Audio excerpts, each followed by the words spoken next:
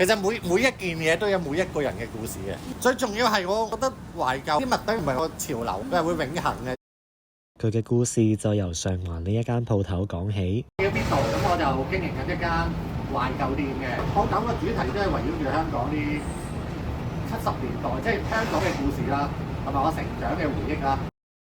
佢已經係第3代喺香港生活，但冇跟爸爸爺爺一樣做公務員。嗰陣時細個好似屋企逼我做咁樣啊，我唔想佢哋規劃咗我嘅人生，我想做我自己想做嘅嘢。70年代咧冇而家咁豐富嘅啲零用錢，我就好想買翻以前細個買唔到嘅嘢啦，超合金啊、模型車啊。條友開工唔專心呢。平時同客人打牙鉸都係用廣東話嘅。佢話好中意同人分享佢嘅香港故事。如果外表係非華裔，但係其實我就係根本上就係一個香港人。印度對我嚟講係一個家族嘅血緣，但係家啊就係香港。徐志摩嘅背影，翻工都係我嘅嗜好。